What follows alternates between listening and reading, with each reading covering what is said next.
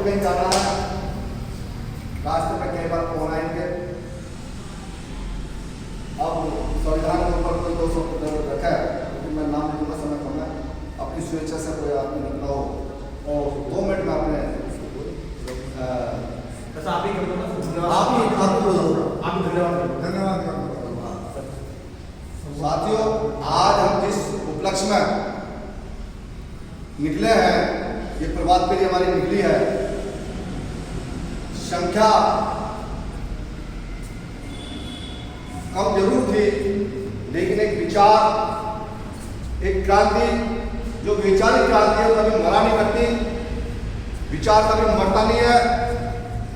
जो व्यक्ति विचारों को लेकर के चलता है, उसके साथ भीड़ हो ना हो, लेकिन एक दिन ऐसा जरूर आता है कि उसके साथ 1 से सैकड़ों, सैकड़ों से हजार और हजार से लाखों की संख्या में उसके पीछे लोग खड़े दिखाई देते हैं।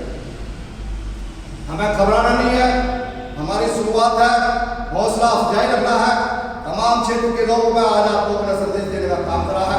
जो आज आप तमाम लोग इधर संविधान दिवस बाबा साहब के विचारों को लेकर के आप गली मोहल्ले में घूमे हैं, विधानसभा को कवर करा है, ढोल तमाशों के साथ में तमाम लोग आपको देख रहे थे आज, और सबके लोग, सब लोगों के कान, जो आपके विरोधी लोग हैं, उन लोगों के कान खड़े हो गए कि भाई आज बाबा साहब का अनुयायी, मानव काशीराम साहब का अनुयायी अभी जिंदा है। आपने ढोल तमाशों के साथ में पूरे क्षेत्र को कवर करा। मैं संविधान की बात करता हूँ, बाबा साहब डॉक्टर भीमराव अम्बेडकर जी को जब ड्राफ्टिंग कमेटी का चेयरमैन बनाया गया तो 7 आदमी उस कमेटी के अंदर थे, लेकिन 7 आदमी, जो 7 आदमी थे, उन लोगों ने किसी ने भी संविधान बनाने में कोई सहयोग नहीं रहा। कोई अमेरिका में सेटल हो गया जाकर के, कोई अपने घर के काम में लग गया, कोई दूसरे देश में सेटल हो गया जाकर के, लेकिन किसी आदमी का कोई योगदान नहीं था। लेकिन बाबा साहब डॉक्टर भीमराव अम्बेडकर जी ने उस जिम्मेदारी को पूरी निष्ठा के साथ और पूरी ईमानदारी के साथ निभाने का काम करा। बाबा साहब जिस पीड़ा के साथ पैदा हुए और जिस पीड़ा के साथ उन्होंने पढ़ाई करी, जो उन्होंने अत्याचार अपने ऊपर सहे, वो चाहते तो बदला ले सकते थे, ऐसी व्यवस्था को वो ऐसी व्यवस्था भी कर सकते थे, लेकिन उनके अंदर मानवतावादी विचारधारा थी। उन्होंने समानता की बात करी, संविधान के अंदर सबको अधिकार के बराबर बराबर देने का काम किया। और जब संविधान इन्होंने लिखा, संविधान 2 साल 11 महीने 18 दिन में लिख करके तैयार किया गया, और 26 नवंबर 1949 को 26 नवंबर 1949 को जो भारत के प्रथम राष्ट्रपति थे डॉक्टर राजेंद्र प्रसाद जी, पंडित जवाहरलाल नेहरू प्रधानमंत्री थे, सरदार वल्लभ भाई पटेल गृह मंत्री थे, उनके हाथों में उस संविधान को सौंप दिया गया।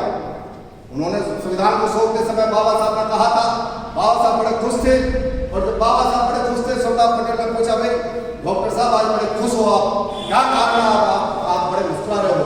तो बाबा साहब ने कहा कि मैंने आज इस देश की जो रानी थी, जो राजा इस देश के अंदर पेट से पैदा होता था, मैंने उन रानियों का पेट का ऑपरेशन कर दिया है। अब इस देश की रानियों के पेट से राजा पैदा नहीं होगा, अब इस देश का राजा बैलेट हाउस के अंदर से पैदा होगा, जिसकी वोट ज्यादा होंगी वो राजा बनेगा। तो साथियों, बहुत बड़ी क्रांति थी। बाबा साहब ने बहुत बड़ा काम किया, हर क्षेत्र में अधिकार देने का काम करा।